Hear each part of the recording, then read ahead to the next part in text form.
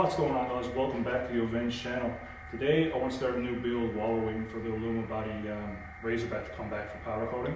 I'll do the final assembly when that comes back, but for now I really want to get a push on my sheet metal brake. So this sheet metal brake is capable of bending 90s, 30s, 45s in metal and aluminum products. This is how you get this nice factory edge if you guys weren't really aware how people do that.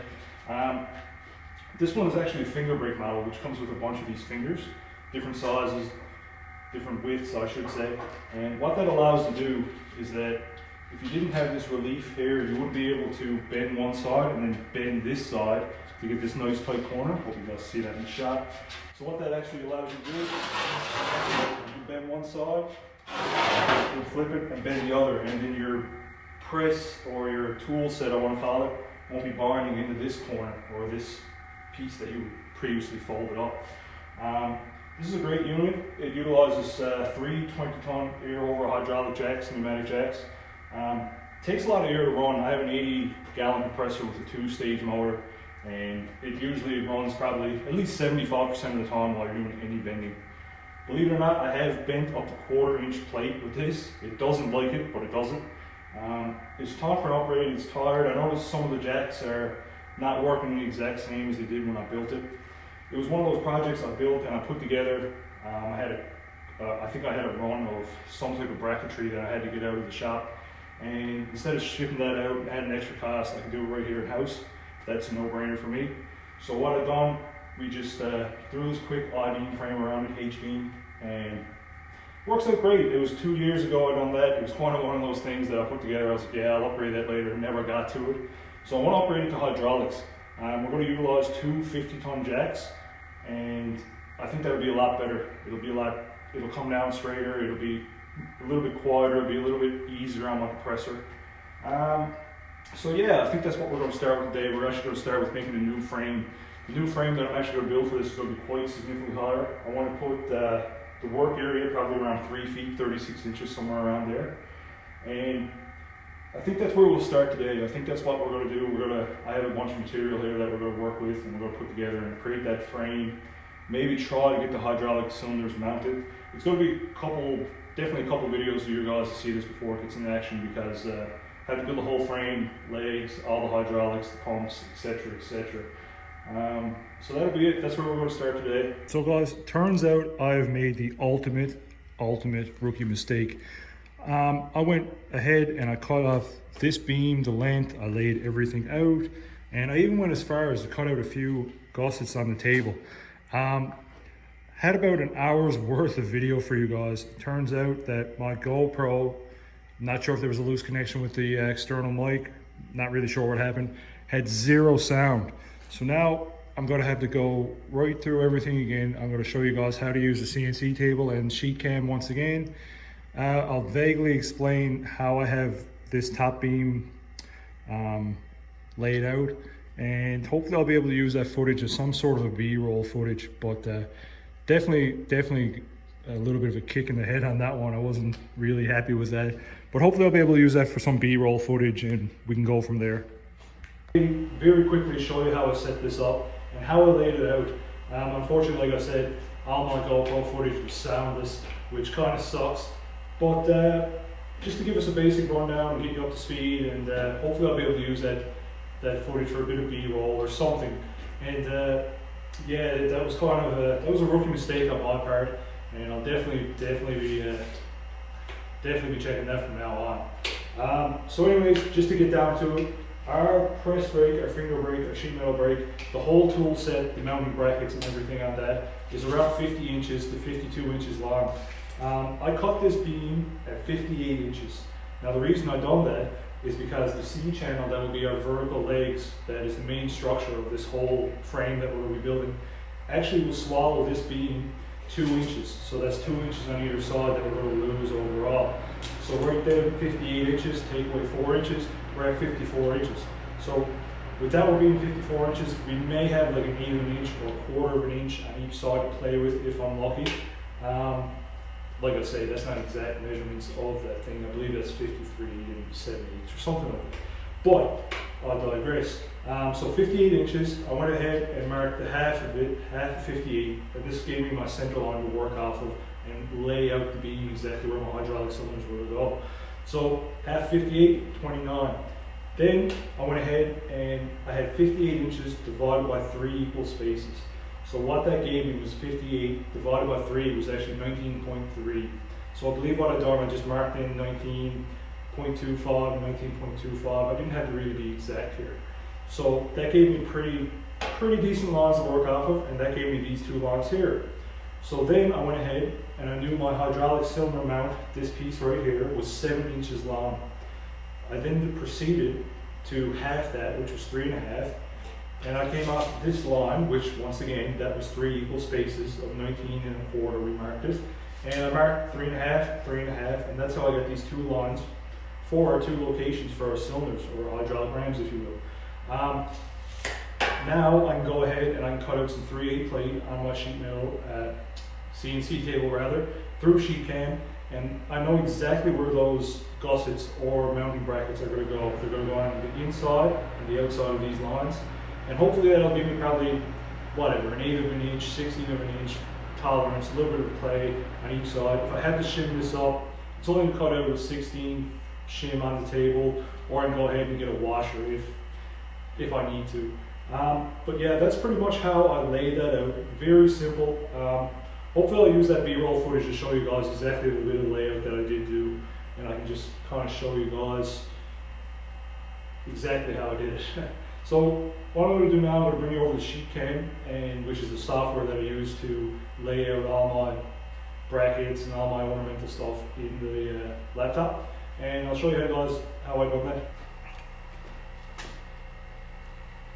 Alright guys, got you over to the laptop here, and I'm just going to run through what I use every day and how I use sheet cam. Sheet cam is a very easy, straight to the point, and a get shit done type program. If you ever get a CNC table, and I believe it'll even work with like a milling machine, CNC milling machines, CNC lathes, etc. It's a very great program. I use it on a couple of different things. I have another CNC table that I use to cut plastics and ACP sawn backers, and I use it for that. And the great thing about sheet cam is that it actually has presets. So it has preset different shapes and lugs and gussets, and see if I can just bring it up here for you. We'll do a new job. And we're going to just start from scratch. So the new shapes we're going to be implementing here is, we have basic shapes, as you can see. This is all in the software, and you get to customize this and put in whatever measurements you need or you want.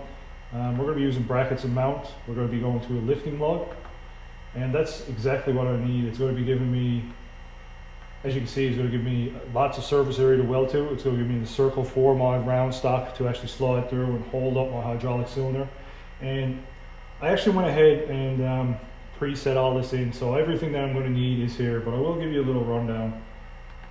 So the width is actually going to be from this point to this point. That's a 6-inch beam, so I went 5.5. That's going to allow a 1/4 inch on each side, so I can get a nice, really nice weld bead around there and get really nice meat to that weld. The height is from the bottom of the lug right up to the radius, and I went with 2.5.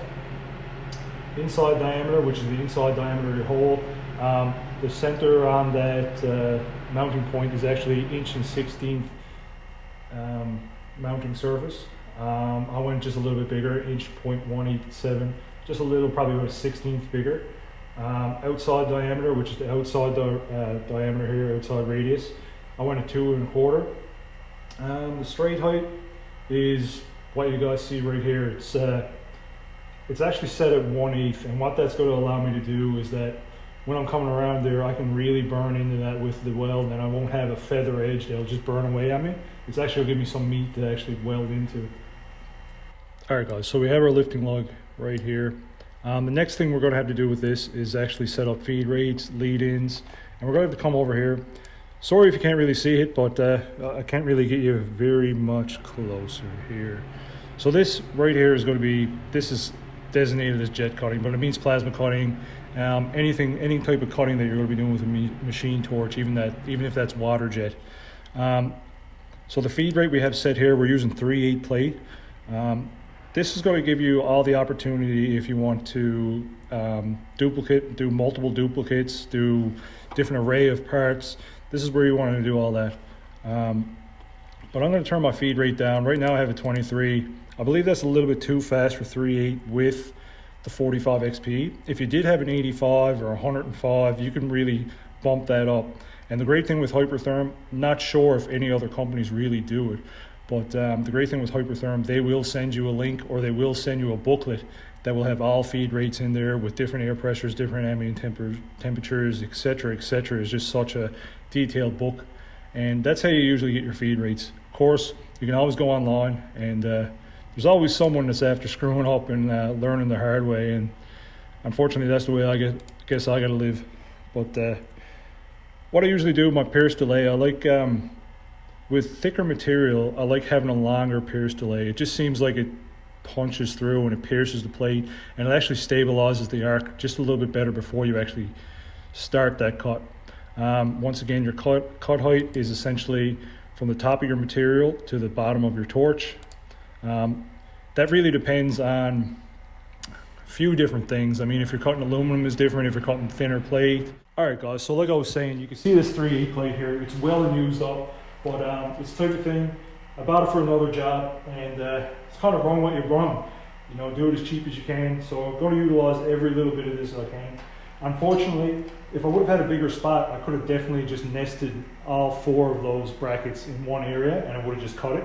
But unfortunately, like you say, I'm going to have to put one here, probably here or here, wherever I can fit that in. But hey, cost effective is the name of the game.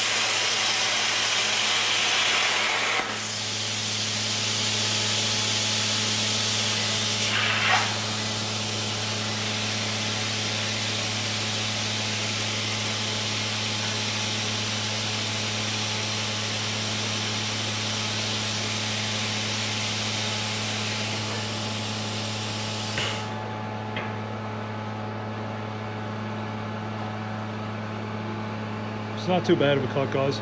As you can see with the overcut, it actually, I don't know if you can see it there in the video, but when it came around, this dead piece fell out. It actually kept going a little bit, and that's what's going to give you that nice, sharp, very sharp edge, I guess you would call it. All this dross is very easy to come off now. Usually that means it was a good cut, but very easy to clean up, as you can see. So yeah, I'm going to put you on time lapse and I'll do the other 3.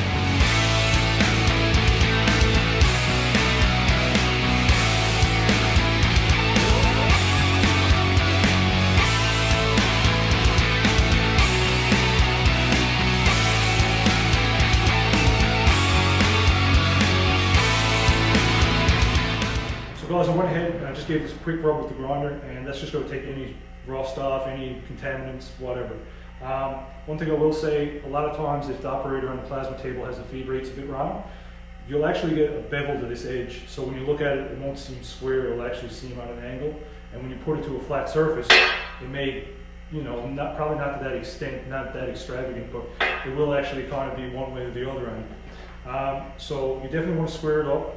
Another thing to keep in mind is that what side of the line you want to put this on. because if you put it on the inside and put this one on the inside, well then you obviously taking 3/8 of an inch away on each side, and you're not going to fit whatever you're mounting inside, it won't fit in there. So you just always want to make sure that the inside of your bracket is on the outside of your line.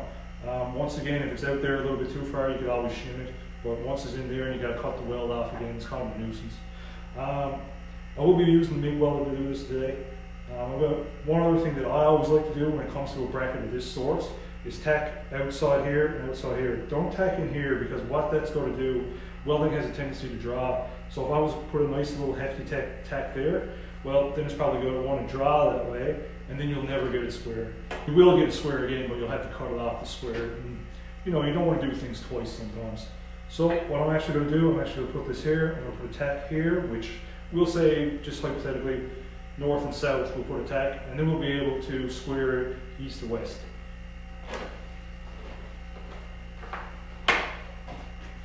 Definitely wear gloves and stuff. I see a lot of people on YouTube and on car shows and whatnot, and they're like welding overhead and they got no gloves and short t-shirts on, and man, I've been welding quite a long time, and the UV lights alone from welding, it really messes up your skin and really it's essentially sitting on the beach for 24 hours without, you know, without putting any sunscreen on. It's horrible for you, minus the burns that actually come from the slag.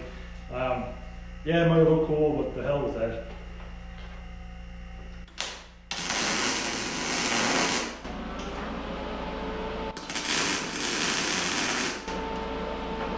So guys, as you can see now, I have two pretty good tacks there. That one kind of square it this way, whatever way I want to go. So my squares tell me that it has to go west.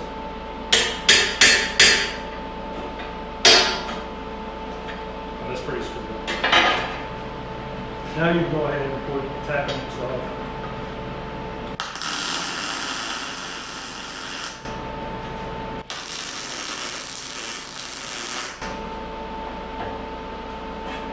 That should be pretty good for square still. Perfect. So now I'm going to go ahead, I'll put you on time lapse again, and we'll lay everything out and keep going.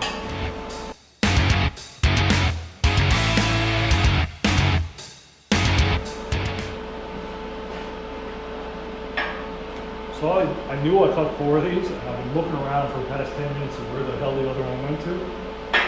Turns out, right here.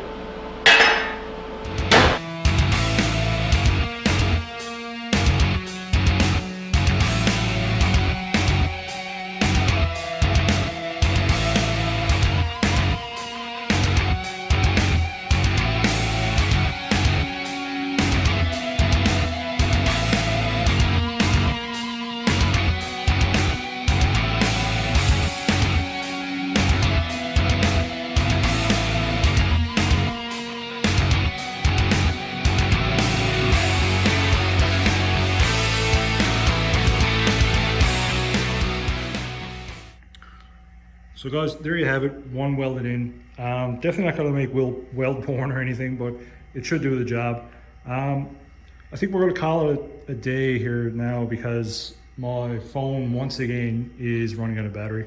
And once again, I lost all my footage or all my sound from my GoPro. So as you can see right here, these are actually going to be my vertical uprights that's going to hold all this together. They're around inch and a quarter, inch and a half thick. I'd have to do a double check onto them, but they're actually mass sections off a big forklift. These actually came in to a local company, and they had a weld defect, and warranty just replaced the whole thing. Nothing wrong with them, so definitely grab them.